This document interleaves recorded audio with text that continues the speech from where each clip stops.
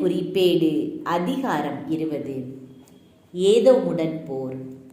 பின்னர் மோவாபியரும் அம்மோனியரும் அவர்களுடன் மெயோனியருள் சிலரும் ஒன்று சேர்ந்து யோசபாத்துக்கு எதிராக படையெடுத்து வந்தனர்.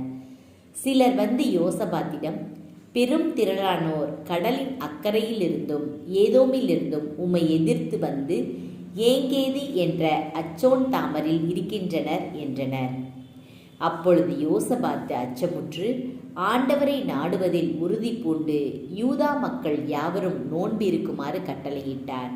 அப்படியே யூதா மக்கள் ஆண்டவரிடமிருந்து உதவி பெற ஒன்று கூடினர். யூதாவின் எல்லா நகர்களிலிருந்தும் அதற்கென வந்திருந்தனர். அப்பொழுது யோசபாத்து யூதா எருசலேம் சபையாருடன் ஆண்டவரின் இல்லத்து புது மண்டபத்தின் மேல் நின்று கொண்டு, எங்கள் மூதாதையின் கடவுளாகிய ஆண்டவரே, விண்ணக கடவுள் நீரே அன்றோ? நீரே நாடுகளின் அரசுகளின் அனைத்தையும் ஆள்பவர். நீரே வலிமையும் ஆற்றலும் வாய்ந்தவர். உம்மை எதிர்த்து நிற்க யாராலும் முடியாது. எங்கள் கடவுளே, உம் மக்கள் இஸ்ரவேலருக்காக இந்நாட்டு மக்கள் அனைவரையும் வெளியேற்றி இதனை உம் நண்பர் ஆபிரகாமின் வழிமரபினருக்கு என்றென்றுமாக கொடுத்தவர் நீரே அன்றோ? ஆகவே அவர்கள் இந்நாட்டில் குடியேறி உமது திருப்பெயர் விளங்குமாறு இத்திருத்தலத்தை எழுப்பினார்கள். வாள், தண்டனை, கொள்ளை நோய், பஞ்சம் ஆகிய எவ்வித தீங்கும் எங்களுக்கு நேர்ந்தால் உமது திருப்பெயர் விளங்கும் இக்கோவிலுக்கு நாங்கள் வந்து உமது திருமுன் நின்று எங்கள் வேதனைகளில் உம்மை நோக்கி மன்றாடுவோம். நீரும் அதனை கேட்டு எங்களை மீட்பீர். இதோ அம்மோனியரும் மோவாபியரும் சேயீர் மலை நாட்டவரும் எங்களுக்கு எதிராக வருகிறார்கள். எகிப்திலிருந்து இஸ்ரவேலர் வெளியேறிய காலத்தில் இவர்கள் நாட்டின் வழியே போக நீர் அவர்களை அனுமதிக்கவில்லை. எனவே இஸ்ரவேலர் அவர்களை அழிக்காது விலகிச் சென்றனர். இதோ அவர்கள் நன்றி கொன்றவர்களாய் நீர் எமக்கு உடைமையாக தந்த இந்நாட்டிலிருந்து எங்களை துரத்திவிட வருகிறார்களே. எங்கள் கடவுளே, அவர்களுக்கு நீர் நீதி வழங்க மாட்டீரோ? எங்களுக்கு எதிராக வருகிற இப்பெரும் படையை எதிர்த்து நிற்க எங்களுக்கு வலிமை இல்லை. எங்கள் கண்கள் உம்மை நோக்கி கொண்டிருக்கின்றன. நாங்கள் செய்ய வேண்டியது வேறு எதுவென தெரியவில்லை என்று மன்றாடினார். யூதா குலத்தார் அனைவரும் தங்கள் குழந்தைகள், மனைவியர், புதல்வர்களுடன் ஆண்டவர் திருமுன் நின்று கொண்டிருந்தனர். அவ்வேளையில் அச்சபை நடுவில் இருந்த யாசியேனியில் மேல் ஆண்டவர் ஆவி இறங்கியது. அவர் ஆசாபின் குலத்தில் உதித்த ஒரு லேவியர். இவர் மத்தனியா, எயியேல், பெனாயா ஆகியோரின் வழிவந்த சக்கரியாவின் புதல்வர். யாகசியேல் மக்களை நோக்கி, யூதா எருசலேம் வாழ் மக்களே, அரசே யோசபாத்து, கவனமாய் கேளுங்கள். ஆண்டவர் உங்களுக்கு கூறுவது இதுவே: இப்பெரும் படையினரை கண்டு நீங்கள் அஞ்சவும் வேண்டாம், நிலை குலையவும் வேண்டாம். இப்போர் உங்களுடையது அல்ல, கடவுளுடையது. நீங்கள் அவர்களுக்கு எதிராக நாளை படையெடுத்து செல்லுங்கள். அவர்கள் சீஸ் மலைச்சரிவின் வழியாக வருவார்கள். நீங்கள் போய் எருசவேல் பாலை நிலத்திற்கு எதிரேயுள்ள பள்ளத்தாக்கின் எல்லையில் அவர்களை சந்திப்பீர்கள்.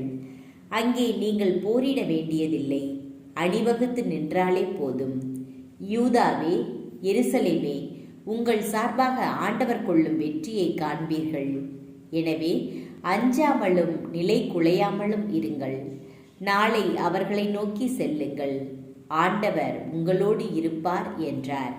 இதை கேட்டவுடன் யோசபாத்தும் அவருடன் யூதா எருசலேம் வாழ் மக்கள் யாவரும் முகம் குப்புற தரையில் வீழ்ந்து ஆண்டவரை வணங்கினர். கோகாத்தியரையும் கோராகியரையும் சார்ந்த லேவியர் எழுந்து நின்று இஸ்ரேலின் கடவுளை உரத்த குரலிலும் உயர்ந்த தோணியிலும் வாழ்த்தினர். அவர்கள் அதிகாலையில் எழுந்து தெக்கோவா பாலைநில நோக்கி புறப்படுகையில் யோசபாத் அவர்களிடம், யூதா எருசலேம் வாழ் மக்களே, எனக்கு செவி கொடுங்கள். உங்கள் கடவுளாகிய ஆண்டவரை நம்புங்கள். உங்களுக்கு தீங்கு ஏதும் நேராது. அவர்தம் இறைவாக்கினர்களை நம்புங்கள், நீங்கள் வெற்றி பெறுவீர்கள் என்றார். அவர் மக்களோடு கருத்து பரிமாற்றம் செய்த பின் ஆண்டவரை புகழ்ந்து பாட பாடகர்களை நியமித்தார். அவர்கள் விழா சீருடை அணிந்து படைகளுக்கு முன்னே பாட வேண்டியது ஆண்டவரை போற்றுங்கள், ஏனெனில் அவர்தம் பேரன்பு என்றும் உள்ளது.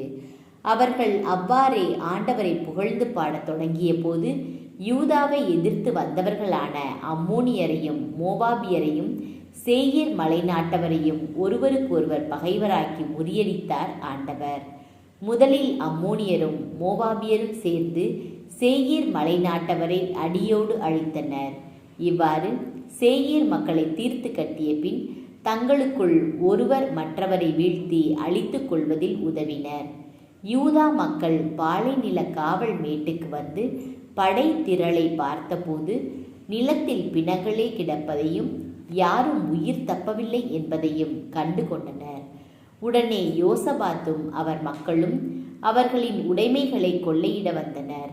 அவர்களிடையே பொருள்களும் ஆடைகளும் விலை உயர்ந்த அணிகலன்களும் அவர்கள் சுமக்க முடியாத அளவுக்கு மிகுதியாக கிடக்க கண்டனர். அவை எவ்வளவு மிகுதியாய் இருந்ததெனில் அவற்றை கொள்ளையிட 3 நாள்கள் ஆயின. 4ஆம் நாள் பெரேக்கா பள்ளத்தாக்கில் ஒன்று கூடி ஆண்டவரை புகழ்ந்து பாடினர். எனவே இந்நாள் வரை அவ்விடம் புகழ்ச்சி பள்ளத்தாக்கு என்று அழைக்கப்படுகிறது. பின்னர் யூதா எருசலேம் ஆள்கள் அனைவரும் யோசபாத்தின் தலைமையில் மகிழ்ச்சியோடு எருசலேமுக்கு திரும்பினர். ஏனெனில் ஆண்டவர் அவர்களின் பகைவர்களை முன்னிட்டு அவர்களை மகிழ்ச்சியுறச் செய்தார்.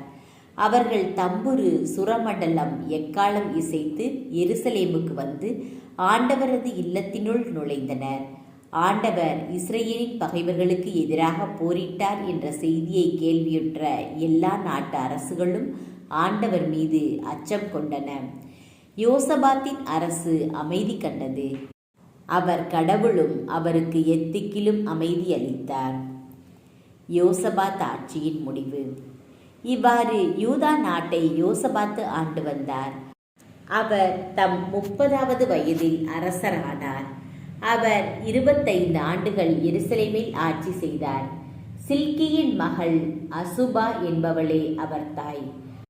அவர் தம் தந்தை ஆசாவின் வழிகளை விட்டு விலகாது ஆண்டவர் பார்வையில் நேரியன செய்தார்.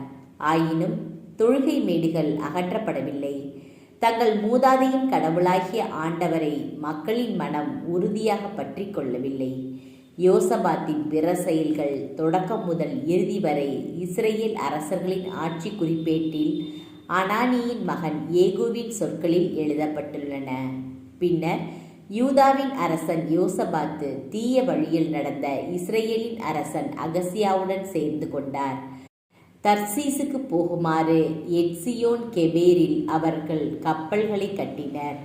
ஆனால் மரேசாவை சார்ந்த தோதாவின் மகன் எலியேசர் யோசபாத்திற்கு எதிராக இறைவாக்குரைத்து, நீர் அகசியாவோடு சேர்ந்து கொண்டமையால் ஆண்டவர் உன் திட்டங்களை அழித்து விடுவார் என்றார். அவ்வாறே அக்கப்பல்கள் உடைந்து போக தர்சீசு பயணம் தடைப்பட்டது.